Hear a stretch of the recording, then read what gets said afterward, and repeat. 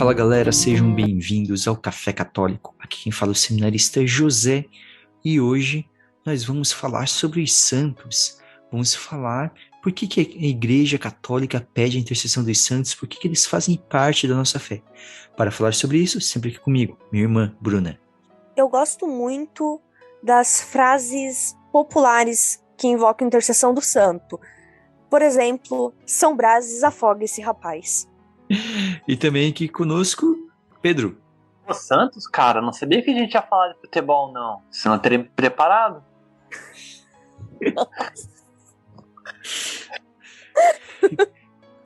Então é isso aí. Pega o seu café e vem ouvir mais esse programa do Café Católico. Então, para o ouvinte aqui, só para você entender como o programa vai rolar, primeiro a gente vai falar um pouco de um lado mais histórico e depois a gente vai entrar mais na questão teológica da intercessão dos santos, dá para a gente explicar algumas questões, né, e rebater alguns comentários comuns que nós temos. Falando, então, sobre as origens, né, da intercessão dos santos, a origem, a base assim, dessa base histórica está ligado do culto aos mártires, né? Então, os mártires, desde o primeiro mártir Estevão, né? Diácono Estevão, Santo Estevão, que no Atos até cita que depois ele morrer, algumas pessoas piedosas sepultaram ele, faziam lamentações por ele.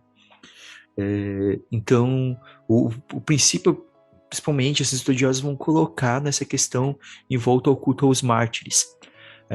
Apesar que já nesse tempo a gente vai ter uma coisa específica surgindo, tem disso de um culto à Virgem Maria. Então você tem um grafite, né, de uma catacumba em Nazaré do século I, você tem uma imagem também nas catacumbas de Priscila do século II, que já são imagens de Nossa Senhora e que mostram indícios assim, né, de um culto a Nossa Senhora já ali no século I e II, né? Não, na verdade, tem até uma coisa interessante que a gente pode se questionar, da onde que vem essa ideia do culto para nós católicos, né? Porque, assim, ó, a gente tem que entender que foi uma quebra enorme de barreira quando nós que viemos dos judeus, vamos dizer, uma região judaico-cristã, a gente pega e a gente sai de uma ideia de Sheol, em que não havia esse contato com os mortos, né? Haveria aqueles que foram já e tal, mas não tem essa ideia de uma intercessão, não tem uma ideia dessa. Então, a gente tem essa quebra de barreira. É uma quebra de barreira que já começa a se construir ali no finalzinho, um pouco antes já do nascimento de Cristo, do nascimento de Jesus, e a gente começa a concretizar então. Então, quando começa realmente a ter essa ideia dos mártires, que o José comenta, na verdade é uma conclusão, né, daquilo que já estava sendo feito até um pouquinho antes de Cristo já. Sim, a gente vai ter uma coisa, por exemplo, que é um dos livros mais recentes da Bíblia, né, do Antigo Testamento, que vai ser o segundo livro dos Macabeus, por exemplo, que não é inteiramente aceito por todos os judeus. A gente até já comentou no programa sobre a Bíblia, que ele entra nos livros lá que a gente chama dos deuterocanônicos, que ele não tem uma versão dele em hebraico, só existe em grego somente, né, na tradução grega já.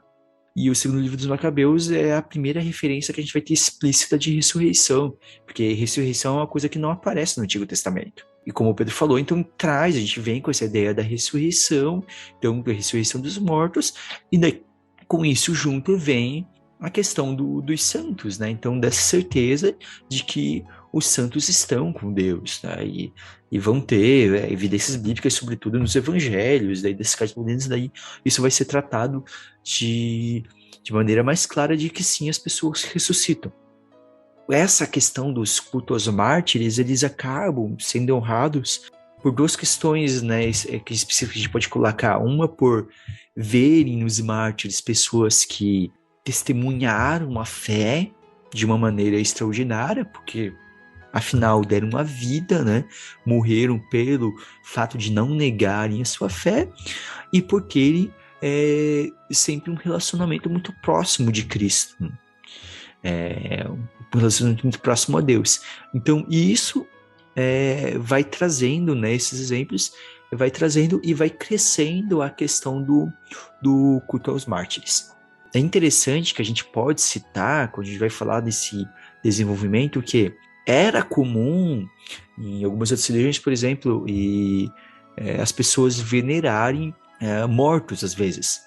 Só que tem uma diferença essencial que é curioso assim, você ver como há uma questão própria do catolicismo, do cristianismo, é que enquanto em alguns lugares onde via essa cultuação costumava se visitar, por exemplo, o túmulo das pessoas no dia do nascimento delas, com os cristãos, o dia onde esses mártires vão ser relembrados não é o dia do nascimento, mas é o dia da morte, porque o dia da morte é o verdadeiro nascimento, porque é o nascimento para o céu. Então, já se tem uma questão diferente, né? Tanto do judaísmo quanto das outras religiões também. Você tem uma coisa muito única nessa forma de celebrar e cultuar dos cristãos, dos primeiros cristãos. Então, de que nascimento todo mundo nasce, né? Mas ser mártir não é todo mundo. Então, dentro dessa lógica, é uma novidade muito grande.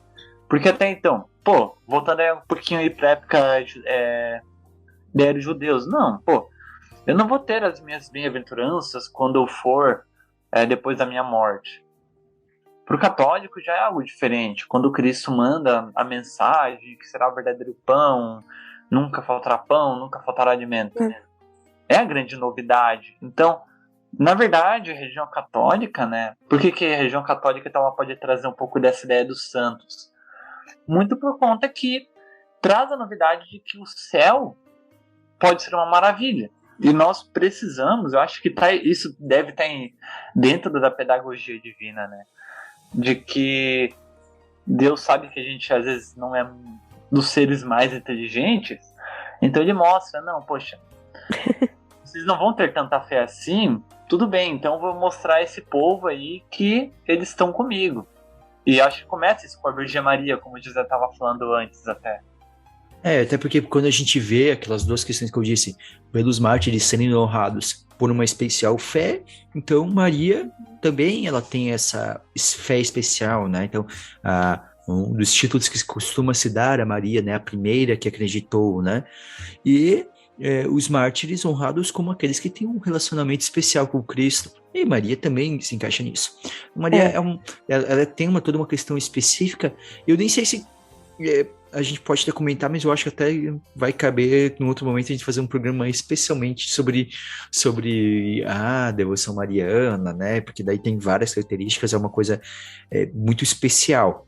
Vai faltar programa, hein? Dá pra fazer mais de um programa que Sim. rende assunto. Mas para a gente ir avançando um pouquinho, entrando na questão histórica, como diz assim, então nos primeiros séculos nós sabemos da perseguição, né, que os cristãos sofrem, né? Algo que a gente já citou algumas vezes aqui, que a gente citou nos programas, principalmente quando a gente faz os programas sobre os papas, assim, não é sempre que a igreja foi perseguida por todo o Império Romano, né? Na verdade, muitas das disputas se davam mais localmente, muitas vezes. A gente vai ter, principalmente ali a partir dos anos 250, com o Imperador Décio, a gente vai ter talvez a grande primeira perseguição geral, assim, no Império Romano mesmo, porque esse imperador, ele coloca realmente o culto ao imperador como obrigatório, e a gente vai ter grandes perseguições com Diocleciano, tudo. Mas anteriormente, a gente vai ter perseguições localizadas com Nero, com outros imperadores, com governadores locais, muitas vezes, né, porque é interessante até porque o que aparecia por justificativa era muitas vezes o cristão ser considerado um povo sem Deus, porque cultuavam de uma maneira diferente, porque não tinham templo, porque não faziam sacrifícios. Era uma novidade, era muita novidade para assimilar. Isso, era uma coisa diferente, era uma coisa realmente diferente. E também a questão de que não entendiam o que estava por trás dessa ideia de que os cristãos comiam o corpo de Cristo, sabe? Que ouviam falar pela metade. Realmente é estranho. Compreensível a confusão, porque inclusive, nesse período ainda, o momento da comunhão era secreto, né? Sim. Não era público. Então, você podia participar, se você não fosse batizado, você participava de um trecho da celebração e chegava no momento da consagração e da comunhão, você não podia participar. Fazendo uma comparação, assim, claro que não dá para fazer direto, porque a missa não era exatamente assim, mas de uma maneira geral, assim, de uma maneira grosseira, fazendo uma comparação, era tipo, assim, dava para ouvir o que seria hoje, ouvir até a homilia. Daí, depois desse momento, quem não era batizado tinha que sair da igreja. Exato. Tinha que sair do local. E daí criava a confusão do que seria, né?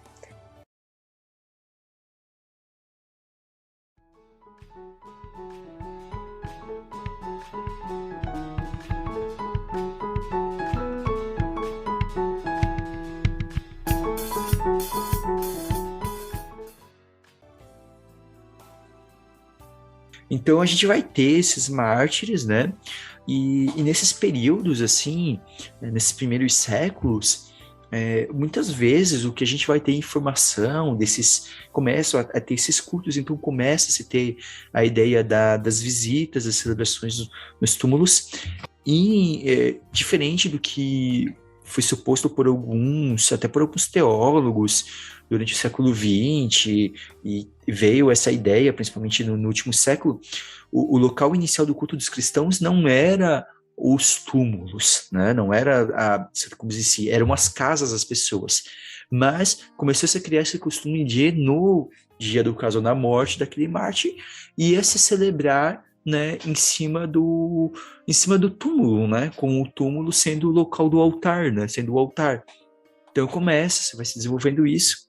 E é interessante que a gente vai ter, né, nesses primeiros séculos, muitos dos relatos que a gente tem dos santos mártires eram apenas, por exemplo, listas de condenação. Então você tinha uma lista de condenação dizendo lá que tal pessoa morreu por ser cristão. Isso tem essas atas romanas, né? Muitos dos primeiros mártires, tudo que você tem de informação mesmo para valer é só essa ata de condenação, né? Então, o primeiro, digamos, tipo de literatura relacionada aos santos são essas atas. O que, de certa forma, a gente tem que agradecer que os romanos eram burocráticos, que eles deixavam anotado. Por que é isso daí? Eles eram chatos nesse daí, na verdade. E daí depois, né, começou a ter algumas coisas assim um pouquinho mais organizadas, que eram realmente alguns ali também, a partir já do século II, vai ter alguns registros de processos judiciais inteiros, né? Onde você tinha, geralmente, ali onde você vai ter, por exemplo, São Justino Mártir, existe uma ata do processo que condenou o Justino Mártir, né? E junto com ele 6 outros cristãos, onde essa ata ela traz basicamente um breve interrogatório que determina que os 7 eram cristãos e não ofereciam sacrifício aos deuses, né? E dando uma sentença curta de que eles deveriam ser mortos, né? Que deu o seguinte, né? Quando eu era criança, eu pensava, né, que quando alguém era morto por ser cristão, alguma coisa assim, quando eu era mais piá, né? Devia uns 12, 13 anos. Era quase um negócio assim, né? Alguém te esbarrava na rua, tu falava, meu Deus, e a pessoa, então você é cristã, e ele ia lá e matava a pessoa. Quando a gente percebe que tem todo um julgamento, é porque o nosso colega, o nosso santo, ele levou muito a sério essa ideia, e provavelmente foi questionado a ele várias vezes se ele era cristão, se ele acreditava em Cristo, na ressurreição. Quando ele mantém a postura dele, a gente percebe o valor do mártir. Na verdade, não vou dizer que nunca houve, né? Mas dos mártires dá pra dizer que 90% não foram mártires por acidente. E assim, essa questão de julgamento, tudo, se a gente for olhar na Bíblia, Jesus passou por um julgamento, Jesus teve um interrogatório.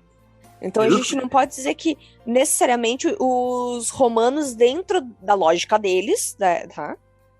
A gente não pode dizer que eles eram injustos, porque eles davam a chance da pessoa se defender. E que é o princípio do nosso, um pouco do princípio do Código de Justiça hoje, de que a pessoa tem o direito de se defender, de tentar se defender. Claro que eles também não davam muita chance, não era coisa assim como a gente tem hoje. O direito romano influencia. Mas tá, dando uma continuidade, né, então a gente vai ter ali depois, nesses atos, a gente vai ter também algumas literaturas assim um pouco mais amplas, século II, século III, né, por exemplo, um texto muito clássico vai ser A Paixão de Perpétua Felicidade, né, então que conta a história, né, e que ele é parcialmente autobiográfico. O texto, eu tenho uma curiosidade que esse texto seria o texto mais cristão, mais antigo, escrito por uma mulher. Seria esse texto da Paixão de Perpétua Felicidade. E né, esse estilo de texto, que eles muitos chamam de Pássio, o martírio, daí era geralmente textos onde trazia, para além da condenação, uma descrição do que a pessoa sofreu, né? E uma descrição dos últimos momentos. Ali a gente vai tendo, né? Para a ideia de culto também, que fundamenta como essa ideia do culto no início, tem um texto muito antigo também, do século II, que é conhecido como o Martírio de Policarpo. E o Policarpo foi um bispo, né? E o interessante é que ali fala, por exemplo, do Martírio de Policarpo, fala não só sobre a morte dele, mas fala também depois sobre o túmulo, sobre a questão do corpo dele ser levado para um local específico, tudo. E também fazendo certos comparativos desse martírio de Policarpo com a própria morte de Jesus.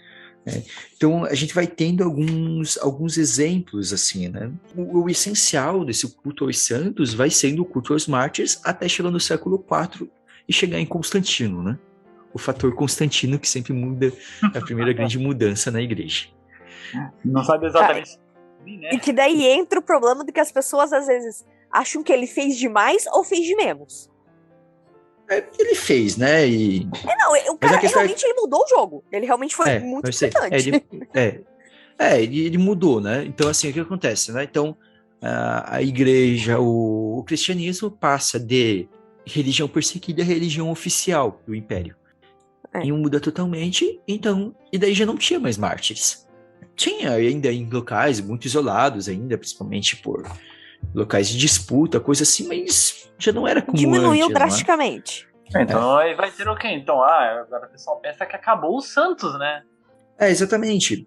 O que vai ter? A gente vai começar a ver, né, depois de Constantino, que começa a ter essa comparação com os santos de maneira geral, com o martírio. Tem um texto, uma homilia de São João Crisóstomo, que é bem interessante, que ele está fazendo um sermão de louvor a Eustáquio, arcebispo de Antioquia. E daí, num certo ponto, ele vai dizer que não é somente a morte que cria o mártir, como também a sua disposição interna, né? Ao longo dessa homilia, uma das defesas que ele faz é que ele vai dizer que esse bispo Eustáquio foi um mártir, porque ele consumiu a sua vida por Cristo. Apesar de que ele não morreu, né? Não morreu como um mártir propriamente dito, não foi perseguido, nada, Eustáquio. Mas, então a gente começa depois essa questão essa reflexão de começar a perceber que não é somente quem morre com uma morte violenta, né, que viveu a sua vida inteiramente para Cristo, né? Há várias formas e, sobretudo, essa disposição interna.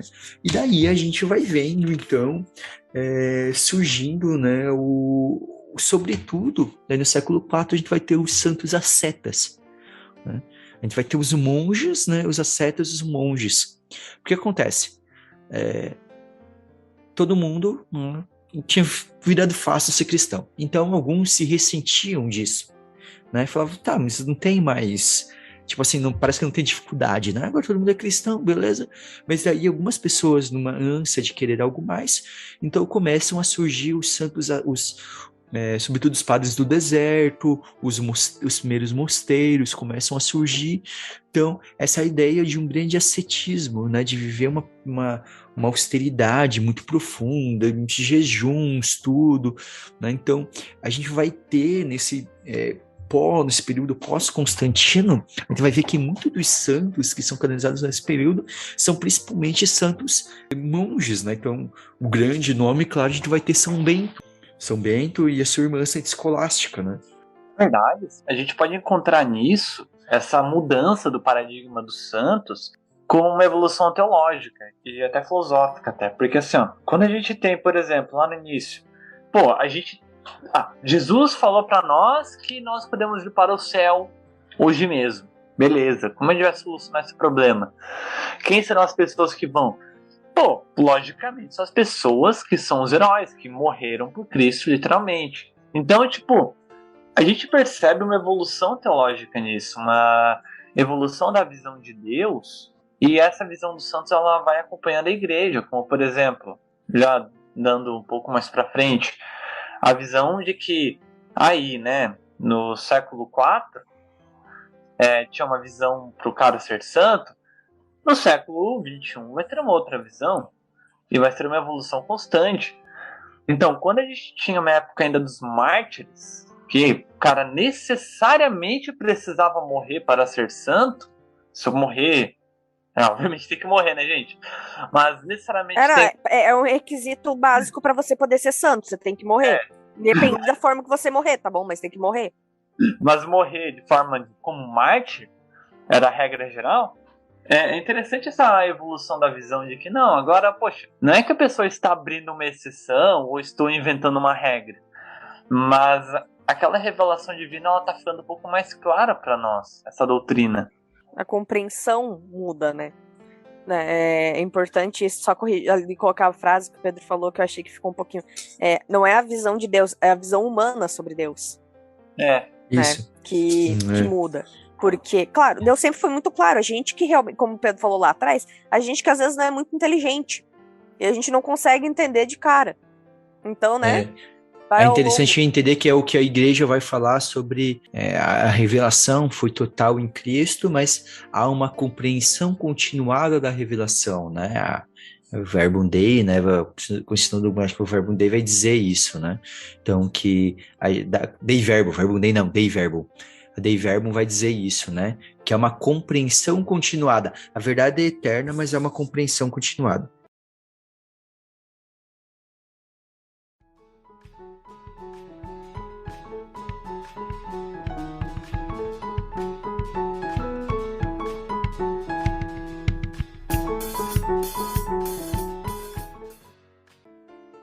A gente vai ter, nesse período, que é importante deixar claro que não existia nada até esse período, nada como um processo de canonização, como a gente tem hoje.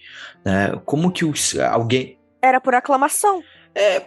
Costume começava a surgir, né? Nem digo aclamação em si, né? Não, a aclamação que eu digo é que o povo, isso, né, se via o martírio, ou se ouvia falar, e com o tempo aquela pessoa passava popularmente a ser referida como um santo. É por isso a aclamação popular nesse sentido. Sim, é que o termo só aclamação que eu ia falar que não era o melhor, assim. Mas é essa ideia, ia surgindo nas camadas populares, né? Então, alguém se destacava, né, por alguma questão, né? Ou porque era um grande asceta, ou porque as homilias dele marcavam muito, ou porque ele tinha dado a vida por Cristo, né, morrido, então, ou era uma pessoa de muita oração, qualquer coisa que fosse, né? Era uma pessoa que dava muitos conselhos bons, podia ser qualquer coisa que chamasse a atenção aquilo ali, e aquilo marcava, né? E depois, então, aquela pessoa que muitas vezes era procurada em vida, nem sempre, mas muitas vezes era procurada em vida, continuava sendo procurada após a morte, né? Então e assim, e esse costume vai tendo esse costume, né? E é interessante que a igreja sempre cuidou para ter não ter alguns exageros, né? Santo Agostinho, por exemplo, cita nas Confissões que Santo Ambrósio, preocupado em que as pessoas não confundissem os santos com divindades pagãs ou que tratassem os santos como deuses, proíbe o costume que algumas pessoas tinham de levar comida para os túmulos dos santos, que a própria Santa Mônica levava antes, porque era costume do povo.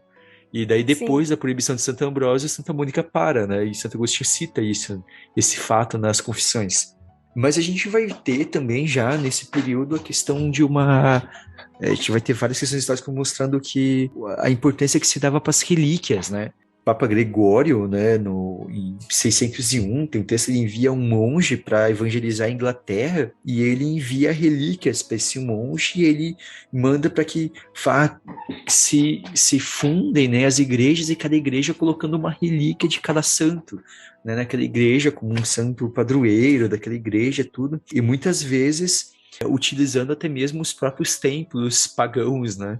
Destruindo os ídolos que tinham lá, mas reconstruindo como um templo cristão e colocando uma relíquia de um santo ali e, e, e ali então indo catequizando as pessoas, né? Cristianizando, por causa que isso é muito importante. A Igreja Católica, ela fez isso muito. Em vez de simplesmente derruba tudo, não, vamos utilizar isso para algo bom, né? Então a gente vê isso em vários locais que foram tomados e cristianizados. Daí avançando, né? Como eu falei, tinha aquelas atas literaturas um pouco mais muitas vezes só relatos curtos, assim, sem detalhes sobre a vida dos santos. E começa, né, com as celebrações litúrgicas, havia-se uma certa necessidade de se ter algum texto para você fazer memória daquele santo. E começa, então, a surgir, né, então, nesses séculos, o século VI, século VI, começam a surgir as primeiras, que a gente vai chamar as legendas, né? E que vão ser muito comuns, que essa legenda santa é um tipo de texto bem comum. Se você pegar, por exemplo, ela vai perdurar por muitos séculos sendo utilizada dessa forma. Você tem legendas famosas como a de São Francisco, a de Santa Clara. Você vai ver que, se você pegar uma legenda para ler, você vai ver que eles são todos textos curtos, assim, de 2 páginas, coisa assim, porque eram textos feitos para serem lidos na liturgia, né? Então não podia ser um texto gigantesco, assim. Então, pequenos fragmentos da vida da pessoa, né? E muitas vezes ali acontecia, né, que muitas vezes você tinha um nome lá, você tinha algumas informações que tinha questão, mas você não tinha detalhes. E então não é raro que muitas vezes desse uma certa fantasiada, né? Então que é aquele momento que a gente choca um pouquinho o ouvinte, né? É que nesse momento que começam algumas histórias malucas, né? Por exemplo, São Jorge, né, enfrentando um dragão para salvar uma princesa. Na Lua. Não sei se Olha, tem coisa pior. Não tinha um santo que tinha cabeça de cachorro? Não, isso é história mal contada, tá? Isso daí é história mal contada, tá? Isso daí é história... Claro. Não, eu sei que a história é mal contada, mas o pessoal adora falar isso, que tem um santo que tinha cabeça de cachorro. Desse, ai, meu Deus. Mas o cachorro não vai pro céu? Não é que tinha cabeça de cachorro, é que seria um cachorro. Mas isso é uma outra confusão que foi tomado muitas vezes até justamente para atacar a Igreja Católica posteriormente, para justamente dizer que eram idólatras, assim. Essa história foi uma história que nunca foi santo, na real, que foi tomada como santo, mas que foi retomada essa ideia, principalmente da Reforma Protestante, para querer atacar os católicos. Então, não tinha nenhum santo, um cachorro, assim. É só isso que eu quero deixar claro, sabe? Então, a gente tem algumas coisas... Tanto por isso que alguns santos vão ser retirados do calendário, seja pela falta de comprovação histórica, né, que existiram. Não, aqui, ó. Qual que era a confusão, tá? Eu achei aqui no Vatican News, ok? Uhum. São Cristóvão, né, era representado por um gigante barbudo, e houve algumas representações em que ele se assemelhava com um cachorro. E aí que pegou o erro. Então O pessoal algumas achava que coisas Santo assim, sabe? Cristóvão tinha cabeça, era considerado cabeça de cachorro e nunca foi a intenção da época. É só porque Sim, foram sim. desenhos muito ruins. Um cara que desenhava mal. Não, colocaram, tipo, colocaram uma pessoa com o mesmo nível que eu de desenho pra fazer o desenho ali e saiu ruim. Ou talvez nem isso, ou até tinha uma questão simbólica, né? Mas que daí depois, sem você ter o contato com quem fez o desenho, se perde também, né? Às vezes.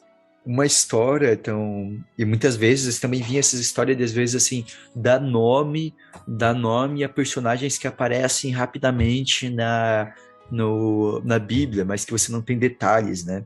Então, é nessa ideia, por exemplo, que a questão do nome de Santa Verônica. Porque seria a mulher que enxugou o rosto de Jesus. Porque no Evangelho de Lucas lá tem como as mulheres choram, né, por Jesus carregando a cruz. Então que uma das mulheres teria limpado o rosto de Jesus, né? E o nome Verônica ele vem justamente que é Vera Icon, verdadeira imagem, por causa da imagem de Jesus que teria ficado estampada no pano, né? Por isso o nome Verônica, né, de Santa Verônica vem daí. A mesma coisa, o bom ladrão, ele acaba recebendo posteriormente o nome de Dimas, né? Mas são coisas que é difícil você comprovar, né?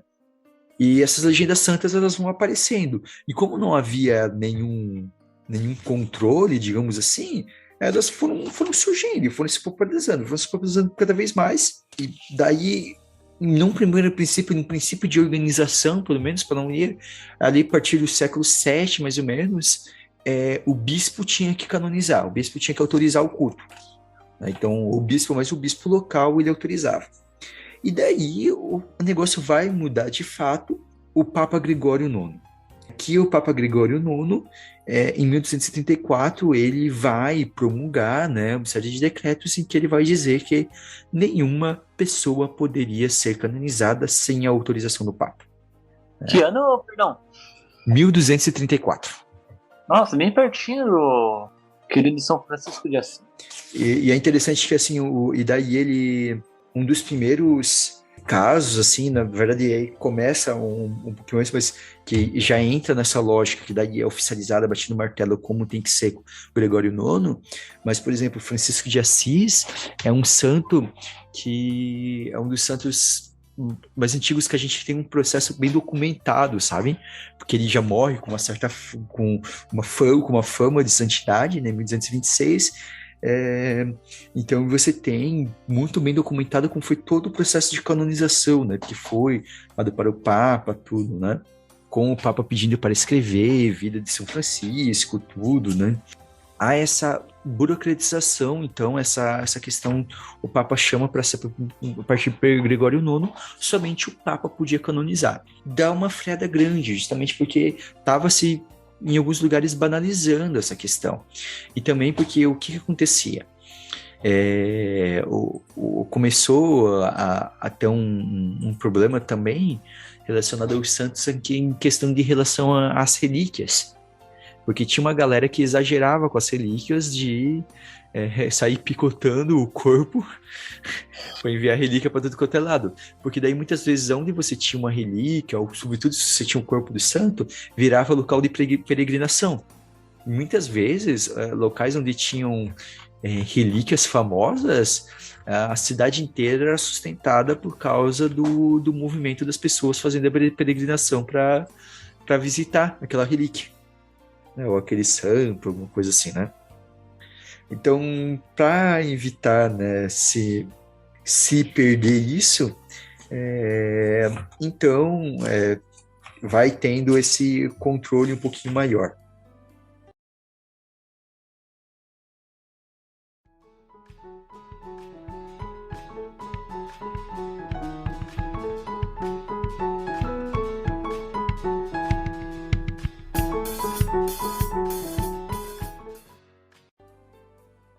E daí nós podemos falar sobre a Reforma Protestante, outro momento de grande mudança. Porque assim, fazendo um paralelo, né, como eu falei, que o Papa Gregório IX promulgou, se a gente pensar assim, se hoje em dia que sai um decreto no Vaticano, todo mundo pode ter acesso imediato, e ainda assim as pessoas não seguem? Imagina o século XIII.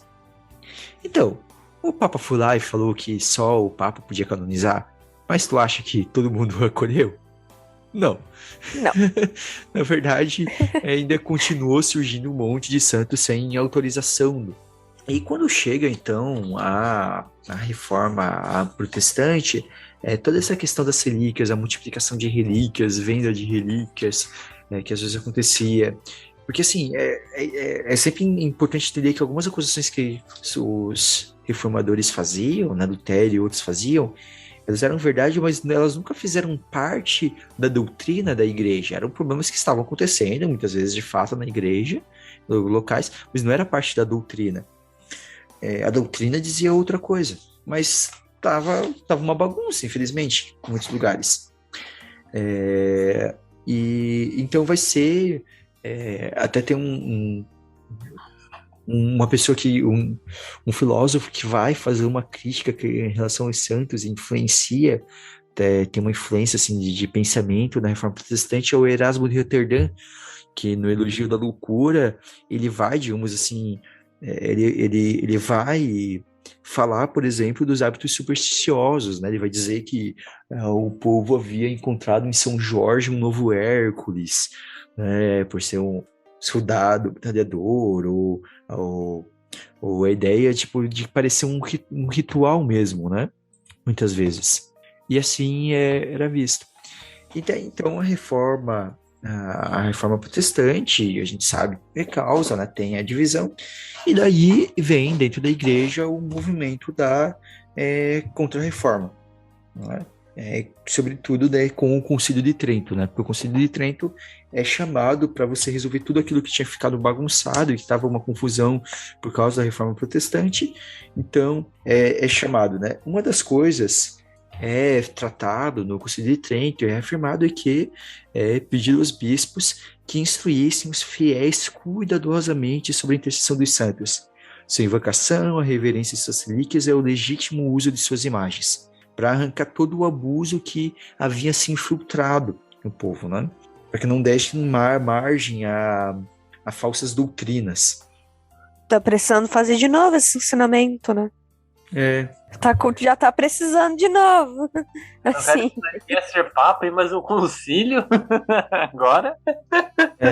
É interessante que uma coisa que daí a gente vai ver, por exemplo, que um pouco dos santos, os santos que são canonizados numa época, muitas vezes eles têm a ver, né, com a época que você está vivendo, né? Então o que acontece com quê? A gente vai ter Santa Teresa d'Ávila, né? Uma baita contra-reformista. Isso, a gente vai ter Santa Teresa d'Ávila, a gente vai ter Santo Inácio de Loyola, a gente vai ter, por exemplo, agora nesse período, né? Então, pós-protestante, muito organização de santos, que muitas vezes grandes evangelizadores, grandes reformadores, né? Grandes pregadores, né? Então, a gente vai ter esses nomes. Por exemplo, tem uma missa de canonização em 1622, que é muito interessante que você vê, né, pelos nomes. Ó. Nessa mesma celebração de canonização, foram canonizados Santo Inácio de Loyola, São Francisco Xavier, São Felipe Neri, que era um padre modelo, Santa Teresa d'Ávila. São 5, o outro não é tão famoso, mas assim, esses quatro eles são canonizados na mesma. Santo Inácio de Loyola, São Francisco Xavier, São Felipe Neri e Santa Teresa d'Ávila, na mesma celebração de canonização. Na mesma leva. Imagina cantar um santo nessa missa, né? Pois é. Tava forte, É muito legal quando a gente vê, tipo, essa questão da canonização. Eu não sei se o ouvinte ou se vocês já tiveram a experiência, por exemplo, conhecer a história de alguém e ver essa pessoa ser canonizada. Não. Porque eu lembro da questão das carmelitas, sabe? Tem uma santa carmelita que foi, tipo, da época que eu tava no vocacional. E eu lembro das irmãs, tipo, fazendo oração, tipo, em peso, para que rolasse a canonização. Até porque daí a brincadeira das carmelitas, que as irmãs têm que ser santas Porque daí quando é depois, né, quando é canonizado, as irmãs que estão no convento podem dormir até mais tarde no dia da celebração. Ah, Elas podem dormir até às 6 horas e não tem que acordar às 5. as irmãs merecem, gente. Então isso é... A gente tem que lutar pra ser santa, para as irmãs poderem aproveitar depois. As mulheres ralam muito, né? Vamos rezar aí pra canonização de algum. Eu só vou dizer uma coisa que, pra quem já passou em mosteiro também, as completas com a oração da noite é 7h30 da noite, né? Umas 8 horas eu já tô indo pra cama. Assim, não, que não seja ruim se dormir, acordar às 4 da manhã, mas... Eles não ficam se enrolando, eles não têm celular, né, pra gente ficar se enrolando na cama e demorar mais 1 hora pra dormir depois deitar na cama, que a gente faz. Não que eu faça isso, né, mas tem pessoas que fazem. Não, capaz. Longe de mim. Mas eu queria puxar Eu nunca fiz. Muito interessante.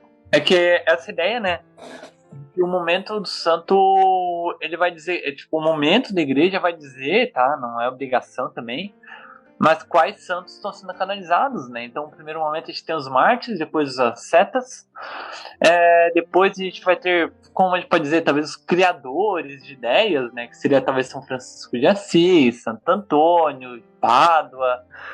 A gente vai ter nessa mesma leva São Tomás de Aquino também, que talvez eles tenham feito uma evolução filosófica dentro da igreja. E na época do contra-reformismo, os contra-reformistas, né? Não estou dizendo de forma alguma que não são intelectuais, mas convenhamos que a coragem foi a coisa que mais realmente desbravou dentre eles, né? A coragem, a valentia de realmente crer em Deus e lutar. Porque os santos, eles há uma questão teológica e sociológica, assim, e de exemplo, assim, porque quando se canoniza o santo, de certa forma está dizendo assim, ó, olha um exemplo, a igreja está dizendo, olha um exemplo para todos vocês. Então, muitas vezes certas figuras vão ganhar proeminência em certas épocas justamente por isso, porque aquele período pedia aquilo, né? Então, ó, olha esse exemplo aqui, né? Então, às vezes, por exemplo, um santo também, por exemplo, a São Roberto Bellarmino, que vai ajudar a elaborar catecismos né, porque é muito o período dos catecismos, né? Então, justamente para ensinar o povo. E ali, então, a gente vai indo, assim, sempre continua, né? Sempre tendo alguns mártires em alguns lugares.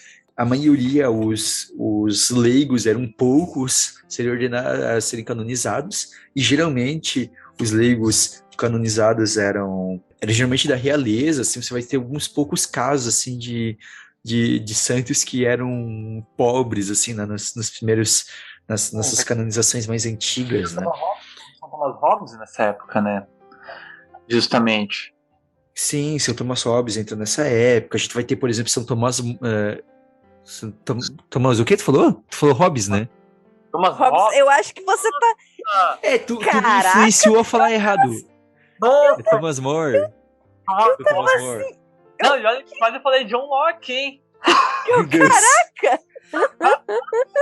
A heresia do Pedro. Gente, Tudo bem.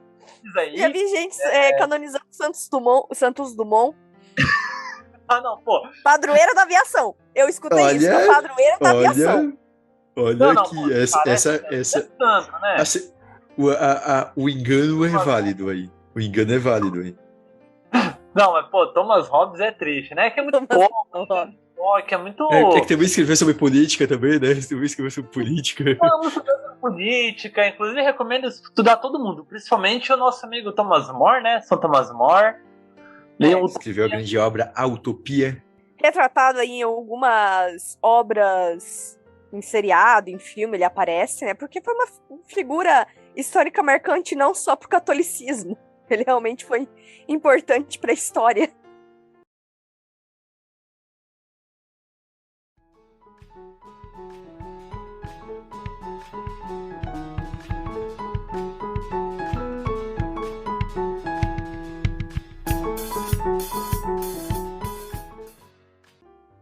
Um tipo de santo que vai sempre tendo em vários momentos da história, assim, mais que o primeiro, assim, os mais antigos é o que a gente vai dizer, né, os doutores, né, os santos doutores, né, quando os primeiros doutores que tem são Santo Ambrósio, Agostinho, Gregório Magno e Jerônimo, né, então são santos que, apesar dos períodos, mas que muito da santidade deles vem pelo que eles escreveram. Então, né, Gregório Magno, por exemplo, assim, você tem aqui o que eles escreveram, né, e daí você tem também na Igreja Oriental, né, Basílio Magno, Atanásio, Gregório Nazianzeno, João Crisóstomo, né, você vai tendo, né, esses...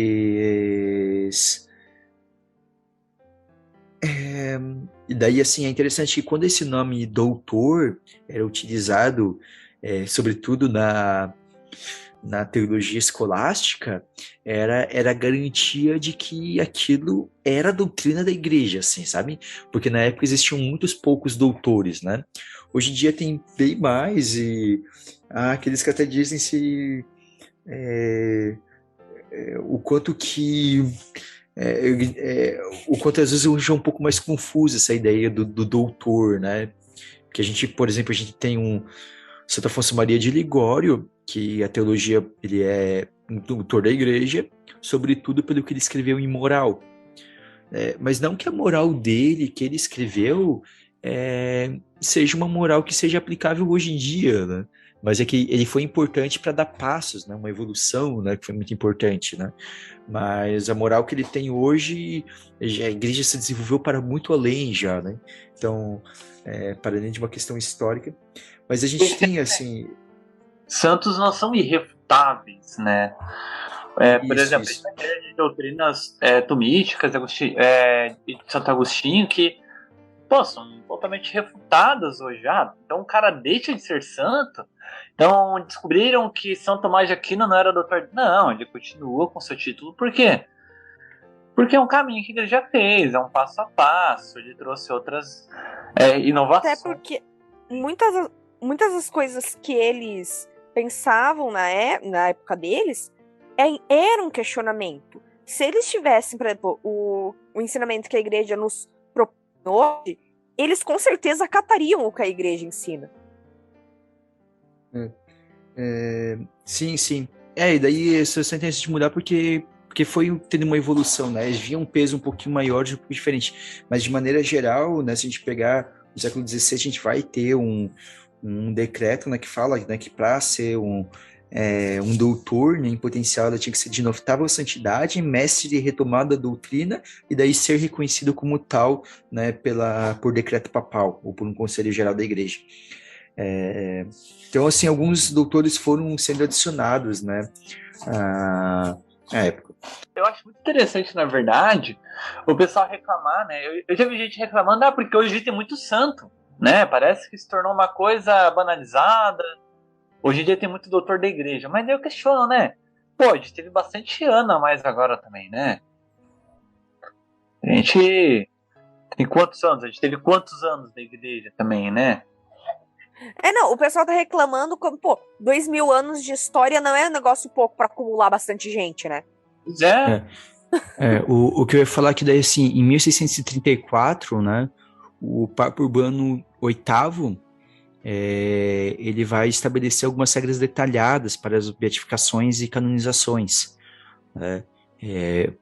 Regras mais detalhadas, mas uma coisa que vai ser bem famosa na igreja vai vir no século XVIII, entre 1734 e 1738, o cardeal chamado Próspero Lambertini, que viria depois futuramente a se tornar o Papa Bento XIV, ele publicou ele era o que hoje seria a Congregação para a Doutrina da Fé, mas ele publica basicamente a respeito um documento chamado A Respeito da Beatificação dos Servos de Deus e da Canonização dos Beatos. Então, é o processo que ele vai durar até 1983, né? Tinha uma série de etapas, você tinha que nesse antigamente ele tinha uma figura conhecida que era o chamado advogado do diabo, Vocês já ouviram falar sobre isso? Já Sim. Nesse contexto. De vínculo. Quê? Não, a gente tem colegas aí, padres, juízes de matrimônio, né? Juiz sobre a questão da nulidade matrimonial. É uma brincadeira que tem entre alguns padres que o advogado do diabo é o defensor de vínculo. O defensor de vínculo é aquele padre porque todo julgamento, né, tem o cara que defende e o cara que ataca, né? Então Acusação, amor. Vai o casamento, vai defender a nulidade do casamento. Ele vai ter o defensor de vínculo, o cara que defende o vínculo matrimonial. E é brincadeira, né, obviamente, né, porque são padres muito santos que conhecemos, mas eles brincam, não, é advogado do diabo. Essas piadas. Então, o que era o advogado do diabo, né, nesse processo mais antigo era uma pessoa designada em tentar levantar questões de por que aquela pessoa não podia ser santa, né? Então, havia todo um processo, né?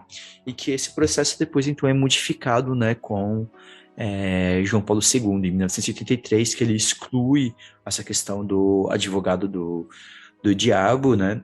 E basicamente, para ser proclamado um santo hoje, sobretudo, tem que ser comprovada as virtudes evangélicas vividas em nível heróico, né? Você viver as virtudes do evangelho no nível heróico, né? Então, e daí a gente vem, né? Então, no século XX, né, a gente vai ter advindo de o João Paulo II sozinho, ele canonizou mais que todos os outros papas anteriores. E se eu não me engano, o Papa Francisco já está quase alcançando João Paulo II. O passou, daí teria que ver os números certinhos, mas também um número bem alto. Bem mais, né? E a gente vai vendo, assim, entre beatificações e canonizações, como daí a igreja, como a gente falou, tem esse lado sociológico, né? Então, justamente passar um recado, e a gente vê algumas pessoas, né? Então, por exemplo, a gente vai ter um beato que é Carlo Acutis, né? Um jovem aqui dos nossos tempos que mexia na internet, tudo, criava sites, né, para evangelizar. Você vai ter uma... A gente vai ter a Santa Paulina, que eu acho que a gente está num momento, na verdade, que são, tipo, no momento de globalização, que a gente começa a encontrar, então, não que não houvesse antes, mas a gente começa a encontrar e descobrir a pobreza do mundo. Então, eu acho que as pessoas, né, que têm um carinho especial pelos pobres, tá, que tem um trabalho específico pelos pobres, eu acho que eles recebem um carinho a mais nesse ponto. Tem não seja uma tendência maior, mas tipo, eles recebem um carinho maior. Mas eu acho que isso sempre teve, Pedro. Mas quer ver, assim, por exemplo, uma coisa que não seria comum, né? Mas que uma santa é, por exemplo, Santa Giana Beretta, Mola, né? Uhum. Que uma mãe, né, que basicamente ela se recusa a fazer um aborto, né? Porque... Quê? O aborto e o tratamento depois, né? E isso o tratamento primeiro... que causaria o aborto. Isso. Que assim, primeiro sugerem para que ela já fizesse o aborto, porque ou fizesse o aborto, né? Ou fizesse o tratamento, e o tratamento poderia causar o aborto. E daí ela se recusa a fazer, inclusive, o tratamento do câncer, para poder ter filhos e só depois fazer o tratamento, né? Depois que nasce, ela vai fazer o tratamento, só que daí o câncer já havia progredido demais. E assim, a gente vê como é forte uma imagem dessa hoje, nos dias de hoje, onde o aborto é tão defendido, né, abertamente, né? E uma mulher muito jovem, não era, assim... Isso também que é muito forte, porque era uma mulher um pouco tempo de casamento, tudo, e ela se entrega, né, completamente. Outra coisa que eu vi, assim, por exemplo, ainda está só o processo, mas eu descobri um tempo atrás que o cientista que identificou o gene da síndrome de Down, ele tem o seu processo de beatificação aberto no Sério? Vaticano, sim. Eu sabia que era Ver católico. se eu acho o nome, eu vou ver se eu acho o nome dele. E tinha um processo. Mas porque porque é Jerome Lejeune, o nome dele. E ele descobriu, né? Ele era um geneticista, né? Cientista, e ele se coloca, né? Ele se coloca abertamente contra o aborto, né? Até de certa forma, as pessoas vão dizer que provavelmente ele não ganhou o Nobel por causa dessa posição ferrinha dele a favor da vida, né? Principalmente porque ele vê, infelizmente, o que ele tinha, a descoberta dele para identificar a síndrome de Down sendo usada por alguns para abortar, né, crianças, né? E ele se coloca então claramente contra. Então, porque assim, o que eu vi é que foi recentemente finalizada a etapa diocesana do processo dele, né? O processo dele agora está no Vaticano, tá no Vaticano, né? Então, assim, a gente vê, né, um cientista, alguém que defendia tanta ciência quanto a fé, ele era amigo de João Paulo II, ele era um amigo mesmo de João Paulo II, e também agora eu não me lembro, eu acho que ele participava de algum movimento, mas agora eu não tenho certeza. Mas a gente vai ver, assim, que a gente vai tendo esses nomes, né, de médicos, de jovens, né, vamos tendo aqui. Bom, a gente falou bastante histórico, a gente até deu umas pinceladas, assim, em algumas coisas de doutrina, mas agora acho que a gente pode falar um pouquinho mais especificamente da doutrina mesmo, e até alguns questionamentos que a gente recebe, às vezes, dos nossos irmãos protestantes, por exemplo, né? Questionamento 1. Como você tem certeza que ele está no céu? Então, a gente primeiro que assim, a gente tem que olhar para o processo, né, de canonização. O processo de canonização hoje ele tem duas etapas, uma feita de nível diocesano e depois a nível a nível na Igreja Mundial. no Vaticano, né? Mundial, a nível universal, né? Na Igreja mesmo, lá no Vaticano. Então, assim, é o bispo da diocese que ele vai dar início a isso, e ele vai convidar todo mundo que tiver qualquer tipo de material e perguntar. Então, o primeiro é feito nessas duas investigações, a primeira etapa é tentar comprovar se aquela pessoa foi de fato alguém que buscou viver uma vida profunda em Deus, né? Quais são os testemunhos, o que acontece. É bem interessante, tem aquele livro 25 Minutos, que é da biografia da Beata Chiara Lucci, que tem um texto que o biógrafo dela fala, né, que ele fala um pouco do processo, né, de investigação dela, e que vão perguntar para uma das amigas da Chiara, tipo, uma coisinha que ela tinha escrito no diário, porque ela falou que tipo, acho que estava chateada, alguma coisa assim, né, tava alguma coisa, eu mas por que ela escreveu isso aqui, sabe, para tipo, entender as motivações, entender a fundos, né, e ver que é uma pessoa que de fato viveu profundamente, né. E daí, quando é tudo aprovado e comprovado, a gente diz que é uma pessoa venerável. E daí é a ideia de esperar a realização do milagre, né? O milagre por intercessão da pessoa é o que vai dar uma validade de que ela está no céu. Porque afinal, se ela atender a oração, ela está diante de Deus. Justamente. E assim, né, na verdade, né? É dito, na verdade, como infalível a Maria dos Santos, porque tu tá no meio de um colégio episcopal, tá lá entre todo o estudo do Vaticano, tu tá entre vários cardeais, tem várias pessoas estudando, então o magistério da igreja vai dar essa carimbada agora, dar essa carimbada dizendo, não, pô, existe. Porque se a gente pegar e duvidar disso, tá? A gente vai começar a duvidar de algumas coisas, de algumas decisões da igreja.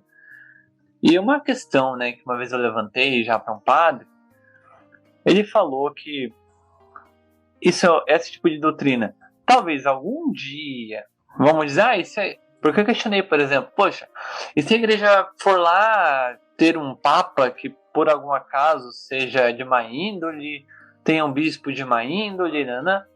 E por acaso acabem canonizando alguém que não deveria ser canonizado? Bom, a resposta é simples. A igreja, ela é viva. E Deus, pela misericórdia, ele vai tomar conta dessa decisão e ele não que vai apagar essa pessoa da igreja.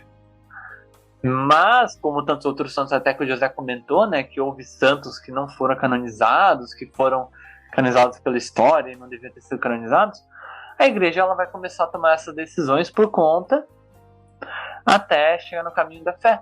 Mas o fato é, os santos eles nos ajudam, na verdade, né? Eles não são essenciais. Eles são caminhos. Esse é o ponto. Os santos, eles são, sobretudo, em primeiro lugar, exemplos para nós, né? Eu queria deixar claro, assim, que uma canonização, né, hoje em dia, quando é feito pelo processo, porque é diferente daqueles casos como eu disse que não teve uma canonização formal, né? Então, por exemplo, São Pedro, nunca teve uma canonização formal de São Pedro. Nunca teve. E foi Nossa Senhora, surgiu não a devoção. teve. Então, a canonização é um dos poucos atos que a gente fala que são infalíveis do Papa. Tá? Então, uma canonização não pode ser revertida. A beatificação pode, a canonização não. Tem esse detalhe que é interessante. Mas é interessante tipo, olhar, né?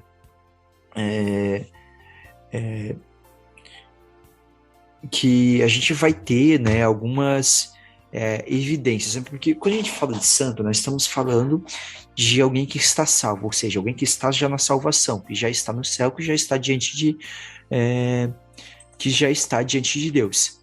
Daí, acho que a primeira coisa a gente tem que olhar para compreender disso. E a gente vai ter diversos elementos na Bíblia que vão trazer isso, né? Os protestantes vão gostar de falar que muitas vezes que os protestantes eles têm um entendimento de que nós estaríamos dormindo, que quem morre está dormindo, então eles não estariam já diante de Deus. Mas a gente vai ter vários elementos, por exemplo, um deles é com o ladrão que se arrepende na cruz, né? Jesus fala, ainda hoje estarás comigo no paraíso. Ele não fala um dia estarás comigo, ainda hoje. Então, assim, ali a gente vê claro na palavra de Jesus de que é possível uma pessoa morrer e já ir diretamente para o céu, naquele instante. Se Jesus voltar para o paraíso. Né? A gente vai... A questão de ter pessoas no paraíso, a gente vai ter, por exemplo, a transfiguração de Jesus, onde ele conversa com Elias e Moisés. Então, os Moisés estão no céu. Né? É que esse pensamento até, né, de estar dormindo é uma herança dos judeus, né? Porque os judeus, eles não têm essa visão de céu e inferno, né? Que é Sheol? Sim, isso. Então, assim, por exemplo, curiosidade, tá, gente? Judeu, pela doutrina judaica, eles não vão pro inferno que nem a gente tem a concepção de inferno.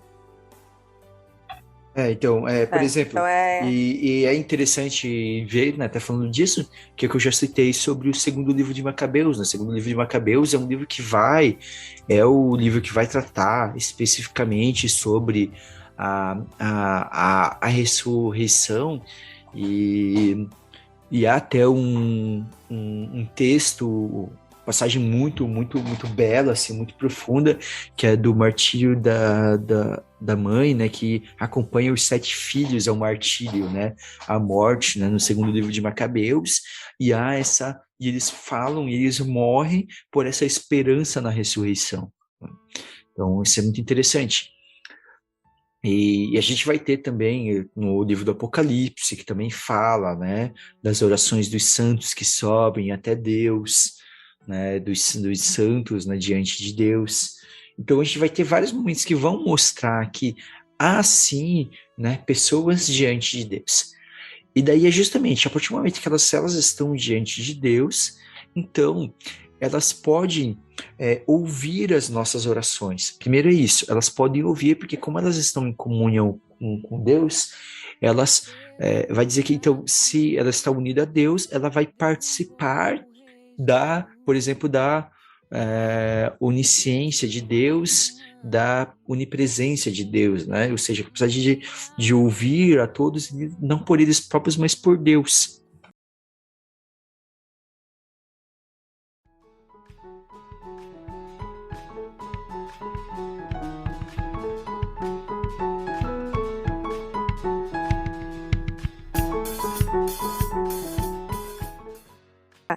Qual que é a diferença de um beato e de um santo? Eu sei que é mínima, mas é importante porque tem gente que acha que que é sinônimo e é diferente. Bom, para eu explicar bem assim, quando a pessoa é um beato, como eu disse, o beato, ele a pessoa que são graus que existem para também para uma forma da igreja ir preservando de abusos e investigando com mais calma, né? Então, tanto o beato quanto o santo, eles são exemplos de virtude cristã, né? São exemplos de virtude. Mas, por exemplo, o beato, ele só pode ser cultuado, e cultuado a gente está falando de culto público, no local onde ele viveu, onde ele morreu, né? Então, por exemplo, Beato Carlo Acutis, só lá na Itália, onde ele está, tudo só lá que pode ser feito, digamos, por exemplo, a missa em memória de Beato Carlo Acutis. Aqui no Brasil a gente não pode. E o santo, aqui a gente só pode ter a devoção particular. A devoção particular. A canonização, então, o culto é permitido no mundo inteiro. Como eu disse, o beato é uma coisa que a igreja ela pode reverter caso tenha acontecido algum problema, assim, digamos assim, entender que não deveria ter sido.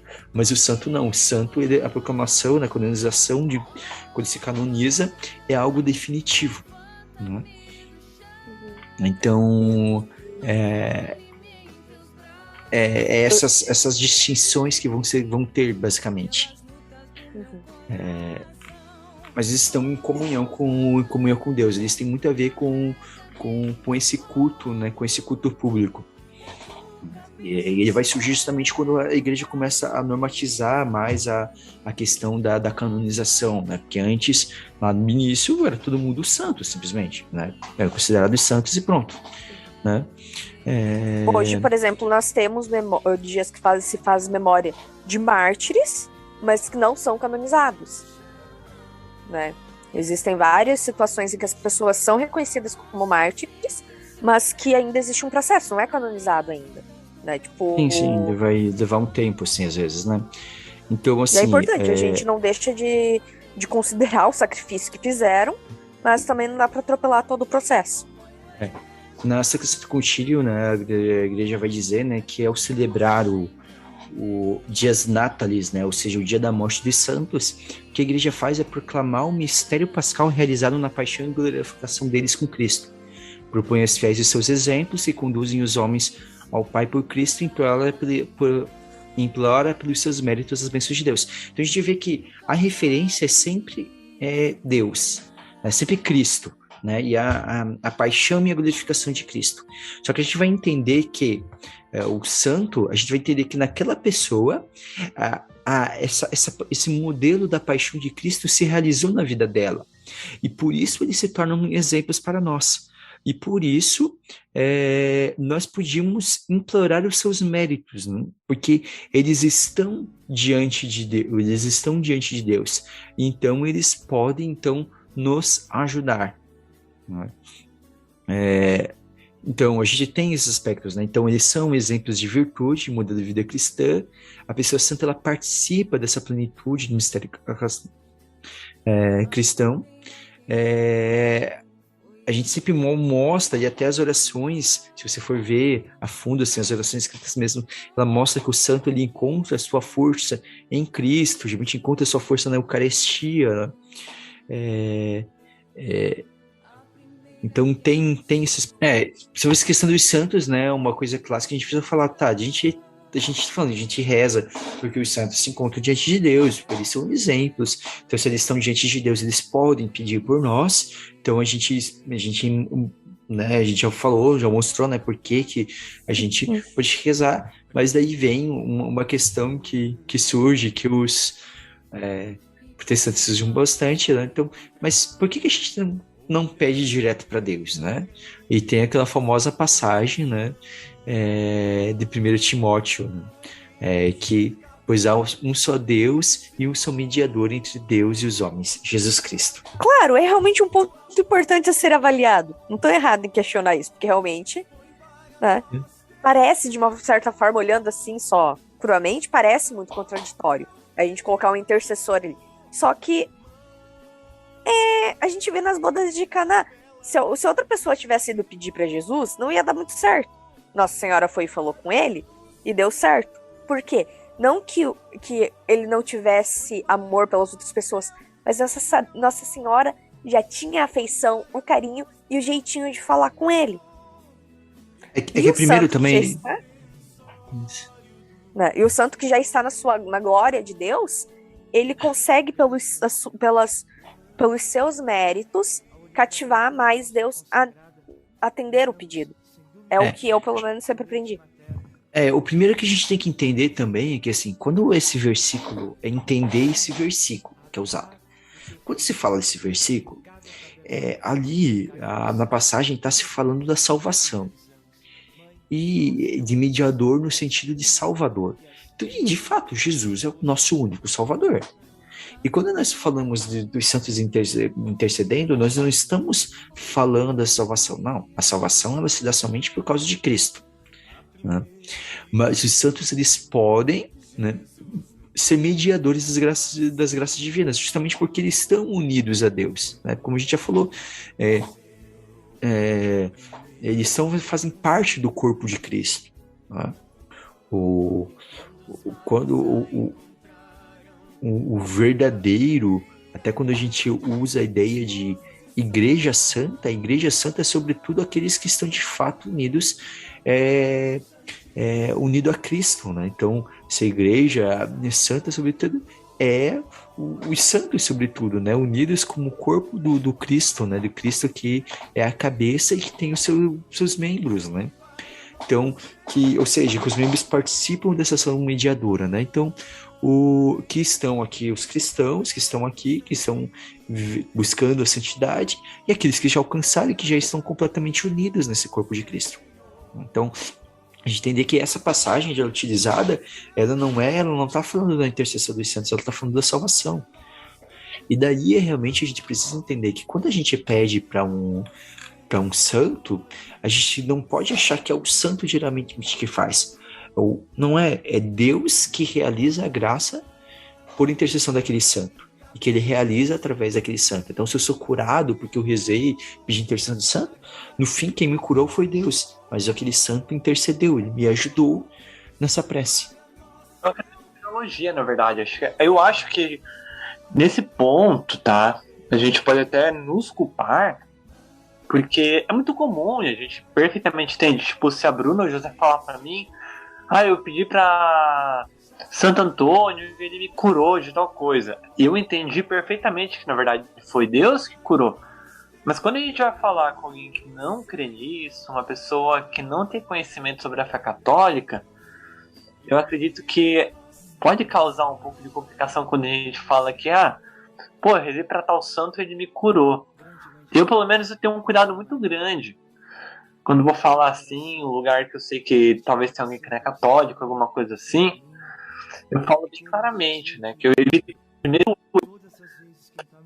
eu pedi intercessão pra ele me ajudou na cura. Ou ele pediu pra Deus. Minha pessoa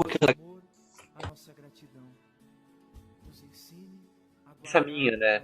Eu, na verdade, eu comecei a me tornar devoto de São José, porque eu sempre me achei estranho, porque eu nunca fui muito devoto dele, né? Porque, assim, na minha vida de fé, não que nunca fez sentido, mas minha vida prática nunca fez tanto.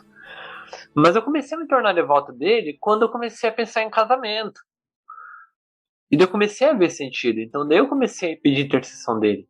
Eu comecei a realmente correr atrás desse ponto. Porque eu acredito, tá? Mas daí agora eu vou jogar um achismo meu. Que o Santos são partes. Desculpa o português. Os Santos, eles são parte da pedagogia de Deus para, de certa forma, quase que humanizar Deus para chegar mais perto de nós, para a gente conseguir enxergar a face de Deus de uma outra forma. Quando eu era criança, eu tinha visão. Poxa, mas eu posso pedir para Jesus que Jesus foi humano. Mas eu parava e pensava, pô, mas ele nunca pecou, né? Eu lembrei da passagem do livro do Todos os Caminhos. Os caminhos da Roma. Isso, da Kimberly Han. Conta pra nós, mano. É que é um casal, né? Que eles se converteram ao catolicismo. E o marido se converteu primeiro, né? O Scott Hahn. E quando a esposa tava nesse processo, alguém virou pra ela e falou assim: você olhe, né, para, né, as suas dificuldades, né, com a Sagrada Família, coloca, né? Ela, como que eu vou me comparar com a Sagrada Família? No máximo com José, porque Maria, segundo você, que nessa época ela ainda não era católica, tá, gente? Assim, Maria não tinha pecado, Jesus é a criança perfeita. Se caiu um copo comparado de José...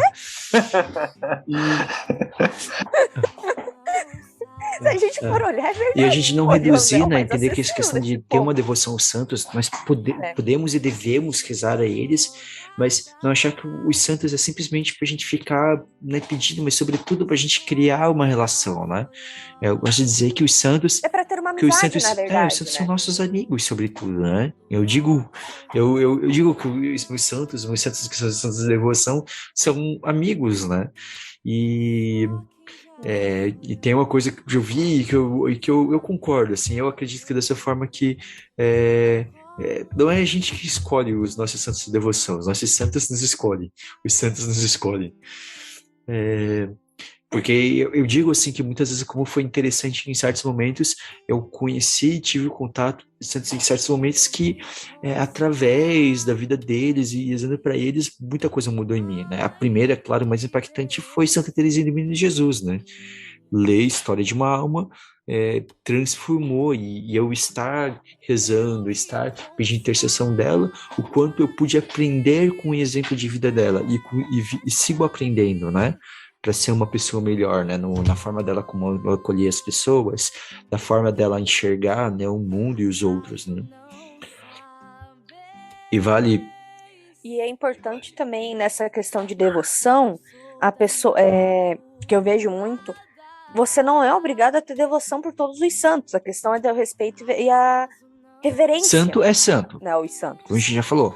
Santo santo. Ou simplesmente os que já foram canonizados expressamente, assim, é infalível, né? Tanto que aqueles que havia dúvida da história, a igreja tirou da celebração, né, justamente, né, alguns. E daí é importante porque eu já vi situações de pessoas ficarem indignadas. Eu vou colocar assim, por exemplo, eu não sou devota de São Padre Pio. Tenho uma admiração sinistra pela vida dele, sabe? O homem realmente foi incrível, mas o estilo dele, assim, não... Eu não sou obrigado a ficar, sabe? Eu não sou obrigado a ficar indo atrás e lendo tudo sobre aquele santo, e daí sabe? Assim, se você tem interesse, vá. É muito bom, você vai aprender muito. Se você se sente atraído, é porque é um motivo, provavelmente é um motivo e provavelmente ele vai te ajudar muito. Mas se ele em si não te atrai... Eu acho que a coisa que eu sou um Padre Pio, a gente... Sei lá, se eu encontrasse ele em alguma situação, o que a gente ia ter pra conversar era sobre Santa Teresinha, que ele era devoto de Santa Teresinha. E às vezes também a gente entender, né, entender que assim, ó, umas coisas que eu gosto de falar, quando a gente olha para a vida dos santos, a gente tem que entender o que exatamente, quando a gente vai vindo bem a fundo dos detalhes, o que realmente era sinal de santidade, e o que às vezes era um exagero, e o quanto os próprios santos eles vão mudando, né? A gente citou isso no nosso último programa, eu citei isso, que eu achei interessante quando eu li sobre São João Maria Vianney, e ver que depois já de anos como padre, ele lê as obras de Santo Afonso de Ligório, e ele percebe que ele precisava ser mais dócil nos atendimentos dele, né? Então, né? Tipo assim, é entender que o santo, ele tá sempre, o santo não é perfeito, o santo é uma pessoa que tentou buscar continuamente a Deus. Entender que às vezes aquela forma de viver o santo, de viver a santidade, era o que ele precisava viver naquele momento da história ali. E não quer dizer que agora, para eu ser santo, eu vou ter que, tipo, eu vou viver e repetir exatamente todos os passos de São Francisco de Assis, por exemplo. Eu tenho um problema muito sério, tá? Com a devoção de São Padre Pio. Meu Deus, não me entenda que eu tenho problema com São Padre Pio, pelo amor de Deus. Um homem santo, fez maravilhas. Mas eu acredito, tá? Que ele acaba cumprindo um papel na igreja muito interessante. Que ele acaba pegando a devoção de muitas pessoas novas na igreja que ficam encantadas com os milagres, de certa forma, sobrenaturais que ele fazia, né? A parte de voar, da bilocação, saber etc, os pecados etc, do povo. etc, né? Eu não desmereço isso porque é maravilhoso. Se Deus deu aquilo, glória a Deus. Mas acho um pouco triste. Eu sei que isso acaba, talvez seja até uma isca, seja interessante, que eu acho que Deus fez ali por querer um pouquinho, mas eu acho um pouco triste quando a pessoa está tanto tempo devota de São Padre Pio. Eu conheci muitas pessoas que já, nossa, 5 anos devota de São Padre Pio, e, por exemplo, nunca soube que ele fundou um hospital de caridade. Resume sabe? ele maiores. Aos atos extraordinários. Aos Esses extraordinários as visíveis, questões. esses milagres. Isso. Pô, cara, ele não é santo por causa dos atos extraordinários. Talvez isso dê uma notoriedade, né? Talvez, com certeza. Mas agora, ele, na verdade, eu creio que Deus o trouxe como santo por causa realmente dos atos heróicos, do ato de caridade, dos carinhos que ele tinha, e de toda essa humildade que ele trazia consigo. E eu acho, assim, por opinião minha, um pouco por causa do deboche dele. Porque seria um dos motivos que eu não ia me dar bem com ele. Porque. É interessante, né? Não, mas isso é interessante. Como os santos, eles tinham comportamentos que às vezes a gente não vai vincular à santidade, sabe? E que daí tipo, é engraçado. Porque assim, São Padre Pio, ele. Vou colocar, tá? São Padre Pio e São Felipe Neri, que eu li 2 historinhas deles muito legais, tá? Os dois fizeram a mesma coisa. Uma coisa, tá? Igual. Chegou alguém que. Eu vim falar com o padre que é santo. E, tipo, das 2 situações, né? Um chegou pra São Felipe Neri, e quando foi, né, com São Padre Pio a mesma coisa, e os dois falaram: é aquele outro irmão lá, ó. Aquele padre lá, ó. E apontou pra uma outra pessoa, tá ligado?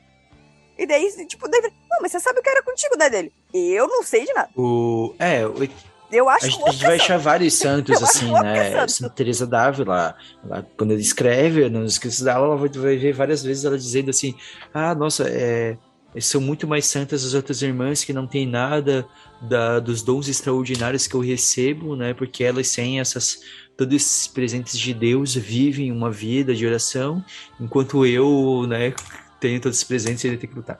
Então, assim, o que a gente quer dizer assim, se aprofundem para valer, assim, na vida dos santos e vejam de fato o que eles viveram, né? E não... assim, a melhor coisa que eu fui uma vez, eu vi um padre responder, uma pessoa perguntou para ele e falou assim, ele falou, sobre... era justamente sobre São Padre Pio, ele falou, mas será que São Padre Pio levitou, não? E o padre pegou e falou assim, olha, é o seguinte, o que impacta na minha vida de fé o fato de São Padre Pio ter levitado ou não? São Padre Pio ter levitado me ajuda de alguma forma a eu viver mais a Deus, sabe? Então, assim, às vezes eu olhar para os atos santos assim, o que neles eu replico na minha vida, né? Então, e como eu disse assim, a questão de atos extraordinários, Jesus já disse assim, né? Vós dirão, né, chegarão e dirão, mas não foi em seu nome que expulsamos demônios, não foi em seu nome que curamos as pessoas, e eu direi, não os conheci. Então, não é só teatros extraordinários, né? Mas o que é, sobretudo, é a caridade e a busca para Deus, é esse amor, né? Então, assim, eu digo assim, procurem ler sobre os santos, né? A gente tem alguns programas aqui que a gente já falou sobre santos, a gente gosta bastante de falar sobre santos aqui. Então, a gente já tem alguns programas. Procurem aí, tem de São Padre Pio, São João Maria Vianney, Beato Carlo Acutis, Santo Inácio, São Francisco Xavier. Então, tem vários aí. Tem dos papas ali também, que são santos. A gente escreveu já, a gente gravou já. Então, eu acho que é isso. Vocês têm alguma outra coisa para comentar? Ou vamos para as dicas culturais? Então é isso. Então vamos agora para as nossas dicas culturais. Bruna, vai lá. Pra pensar na dica cultural, hein? Eu vou indicar o filme Monty Python em Busca do Cálice Sagrado. É muito bom. É muito bom. Tá. É muito bom. É a palavra certa. Nossa, é maravilhoso. É um marco no cinema e na comédia. Um filme muito bom mesmo. E eu vou indicar daí também um livro que pra mim é muito legal, que é uma biografia sobre a Beata Chiara Lucci. E não é um livro... Vamos colocar assim, não é um livro religioso, porque é escrito até por uma pessoa que não é religiosa, né? Que é o 25 Minutos. E que conta a história dela e toda a entrega dela, né? Tão jovem, aceitando as dores que Deus propôs pra ela. Aí você lê o livro, você fica um pouquinho triste, tu assiste Monty Python pra dar uma risada, entendeu? Daí é tudo equilíbrio. Então, Pedro, sua dica? Bom, eu vou recomendar um livro muito bom, agora pra gente, já que a gente trabalhou bastante sobre a questão histórica dos santos, né? Vamos então trabalhar um pouco com a questão histórica de uma santa, a biografia de uma santa, Faustina Kowalska. Não sei. Ou tem uma forma diferente de falar, mesmo. Desculpa. Kowalska. Kowalska mesmo, né? Vai ser uma biografia de Santa Faustina. A questão de milagres, ela é um pouco retida, tá?